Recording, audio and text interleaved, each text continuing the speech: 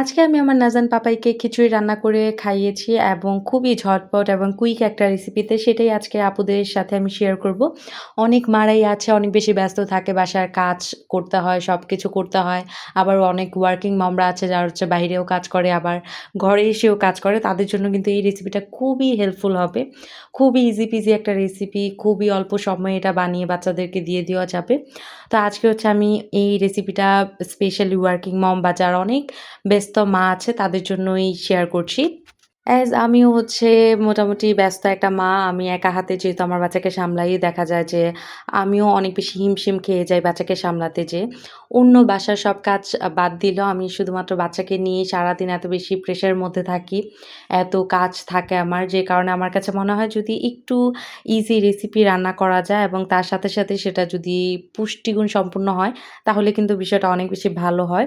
তো সেই কারণেই আমি হচ্ছে এই রেসিপিগুলো মেক করি বা নিজে, নিজে বানানোর চেষ্টা করি এবং যার ফলে আমার বেবিও কিন্তু পুষ্টি পাবে এবং তার পাশাপাশি আমিও একটু রিল্যাক্স থাকতে পারবো। তো এইসব কথা চিন্তা করেই কিন্তু আমি এই রেসিপিগুলো বানিয়ে থাকি। আজকে হচ্ছে আমি বাবুকে সবজি খিচুড়ি রান্না করে দিব। কিন্তু আপনারা চাইলে কিন্তু এটার মধ্যে ডিম বা হচ্ছে মাংসও এড করতে পারেন। যারা হচ্ছে ৮-৯ মাসের বাচ্চারা আছে তাদের খিচুড়িতে কিন্তু আপনারা আস্ত ডিম ইউজ করতে পারেন, বা যারা হচ্ছে ৬-৭ মাসের আছে তাদের খিচুড়িতে শুধুমাত্র ডিমের কুসুমটা ইউজ করতে পারেন।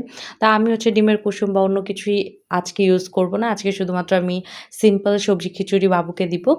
আর যারা হচ্ছে মাংস ইউজ করতে চাচ্ছেন তারা মাংস ইউজ করতে পারেন। খুবই ভালো হবে। আর আরেকটা কথা বলে দেই, অনেকেরই একটু কনফিউশন থাকে। যারা বাচ্চাকে মুরগির ডিম দিতে চাচ্ছেন না বা জিজ্ঞাসা করতে চাচ্ছেন যে কোয়েল পাখির ডিম দেওয়া যাবে নাকি? অবশ্যই দিতে পারবেন। ৬ মাস বয়স থেকেই বাচ্চাদেরকে কোয়েল পাখির ডিম দিতে পারবেন। তো ৬ মাস বয়সে একটা কোয়েল পাখির ডিম আপনি বাচ্চাকে দিতে পারবেন। কিন্তু অবশ্যই যদি ৬ মাস বয়সে আপনারা মুরগির একটা সম্পূর্ণ ডিম বাচ্চাকে দেন, সেই ক্ষেত্রে কিন্তু বাচ্চা সেটা হজম করতে পারবে না। ৯-১০ মাস যাদের বয়স হয়ে গেছে বাচ্চাদের, তাদেরকে আপনারা একটা মুরগির ডিম দিতে পারবেন। তো এখন আমি আসি আমার রেসিপিতে। তো এখানে হচ্ছে আমি সবজিগুলো কেটে নিয়েছি। এখানে হচ্ছে আমি পটল, মিষ্টি আলু, মিষ্টি কুমড়া আর আলু দিয়েছি। আজকের রেসিপিটা কিন্তু আমি আমার যেই খিচুড়ির প্রিমিক্সটা বানিয়েছিলাম আগের ভিডিওতে সেটা দিয়েই বানাবো। তো সে কারণে হচ্ছে এখানে আমি খিচুড়ির যে প্রিমিক্সটা ছিল সেটা নিয়ে নিলাম। আর আপনারা খেয়াল করলে দেখতে পারবেন যে এই প্রিমিক্সটার মধ্যে আমি চালের পরিমাণ একটু কম রেখেছিলাম। ডালের পরিমাণটাই বেশি রেখেছি। কারণ আমি চাই না আমার বাচ্চা অনেক বেশি শর্করা খাক। আমি চাই যে অন্যান্য গুড ফ্যাটও যাতে সে পায়।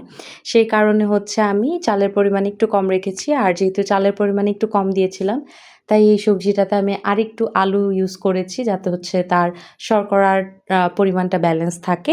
তো এখানে হচ্ছে আমি অল্প পরিমাণে ঘি আর হলুদও ইউজ করব।